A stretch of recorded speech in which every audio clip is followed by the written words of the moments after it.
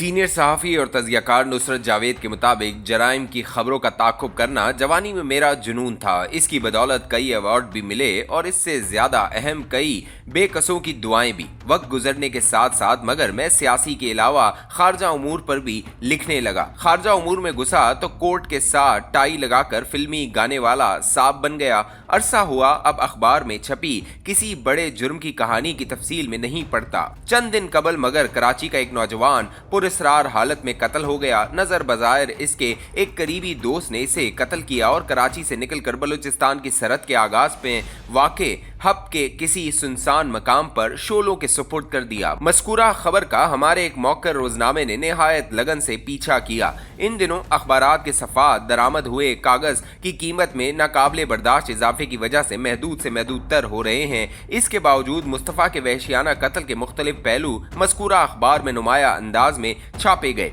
जिस अंदाज में इस खबर का ताक़ुब हुआ, इसने पुलिस को मुस्तफ़ा की कबर कुशाई को मजबूर किया। कबर कुशाई हुई तो मज़कूरा कत्ल से जुड़े बेशुमार पहलू अया होने लगे। ज़ात के रिपोर्टर बुनियादी तौर पर जुग्गी मिजाज होते हैं। शक मगर सच्चाई की जानिब बढ़ने का पहला जीना साबित होता है। मुस्तफ़ा के कत्ल को जिस अंदाज में उछाला गया, इसने मुझे ये सोचने को उकसाया कि शायद इसके वालिदैन हमारे माशरे के ताकतवर लोग होंगे। पुलिस ने इब्तिदा इनके बेटे के कत्ल की तफ्तीश में दिलचस्पी नहीं दिखाई होगी। उन्होंने अखबारात से दाद फरियाद की तो बात आगे बढ़ी। वजह कुछ भी रही हो, दुनिया के किसी भी मुआशरे में एक नौजवान का नजर बज़ाहिर दोस्त के हाथों कत्ल हमेशा अहम वाक़या होता है। इसका ताक़ुब सहाफ़ती तकाजा है। बात चल निकली तो इसकी बदौलत अब बेशुमार ऐसे पहलू सामने आ रहे हैं जिन पर गौर लाजमी है। मुस्तफ़ा के जिस दोस्त पर कत्ल का इल्जाम है वो कॉल सेंटर चलाता रहा है। पाकिस्तान के कई शहरों में ऐसे कॉल सेंटर काम कर रहे हैं।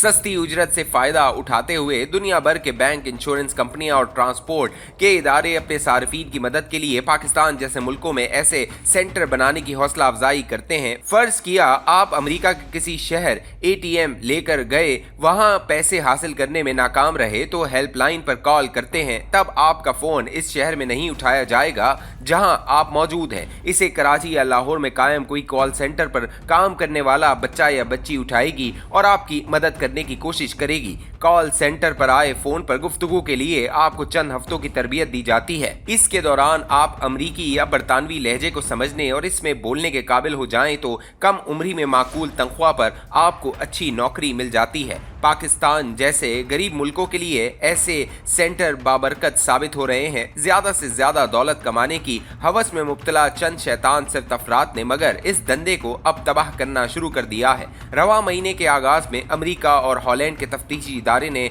बाहम मिलकर पाकिस्तान में ऐसे कॉल सेंटर्स का पता चलाया जिनका मकसद सार्फिन की मदद नहीं बल्कि इनकी उम्र भर की कमाई को इंटरनेट की बदौलत रकूम तरसील के तमाम तर जराए पर कामिल कंट्रोल के जरिए लूटना था। आज से महज 10 दिन कबल मेरी बीवी भी, जो आला तालीमी याफ्ता होने के अलावा फील्ड रिसर्च का भरपूर तजर्बा रखती है, अपनी उम्र भर की बचत से महरूम होने वाली थी। इसके पास जिस नेटवर्क की सिम है, नजर बज़ाहिर इसके किसी मुलाजिम ने इसे फोन किया। इसने शिकायत की कि मेरी बीवी को मोबाइल कंपनी की जानिब से मुसलसल आगाह किया जा रहा है कि आप फोन के जरिए जिस तरीके से मुख्तलिफ अशिया की खरीदारी अदायगी कर रही हैं वो खतरे में है, वो हैक होने वाला है। बीवी ने एतबार न किया तो कॉल करने वाले ने अपने सुपरवाइजर से बात करवाई। सुपरवाइजर ने इंतहाई शाइस्तगी से मेरी सख्त गीर बीवी को कायल कर दिया कि इसके फोन में नस्ब बैंकिंग का निजाम वाकईतन खतरे में है, वो नया कोड लगाए। मेरी बीवी को जो कोड दिया गया इसे इस्तेमाल कर लिया तो सुपरवाइजर ने कहा कि अब वो अपनी ईमेल खोले और बैंक के साथ अपने पिन कोड वगैरह को दोबारा सेट करे।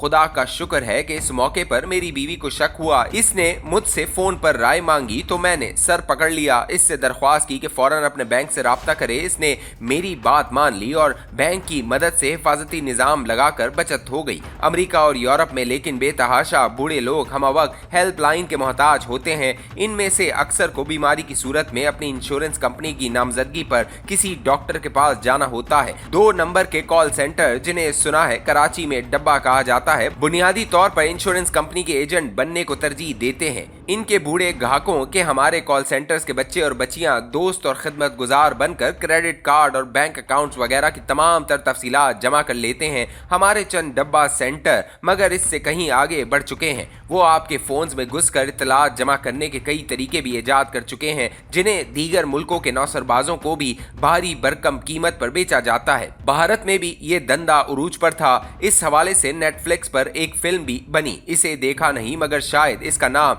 जन्म ताज़ा था। भारत की तमाम जासूसी और तफ्तीशी एजेंसियों ने लेकिन यकसू होकर डब्बा कॉल सेंटरों का सफाया करने की भरपूर कोशिश की है। मुझे हरगिज समझ नहीं आ रही कि मुस्तफ़ा के अंदोनाक कत्ल के डब्बा कॉल सेंटर से ताल्लुक वाज़ह होने के बावजूद फ़कत कराची पुलिस ही को इसकी तफ्तीश पर क्यों लगाया गया है। FIA और ख़ास तौर पर इसका साइबर क्राइम विंग इसमें एक्टिव क्यों नहीं हुआ। अब तो इस कत्ल से कराची के पोश इलाकों में गैर मुल्कों से मंगवाई मंशियात का ताल्लुक भी निकल आया है। मामला फ़कत कराची पुलिस के बस में नहीं रहा। साइबर क्राइम और मंशियात कंट्रोल के इदारे को मिलकर एक JIT के जरिए मुस्तफ़ा के कत्ल के बाद मुनकशिफ हुए हकाइक का पीछा करना होगा।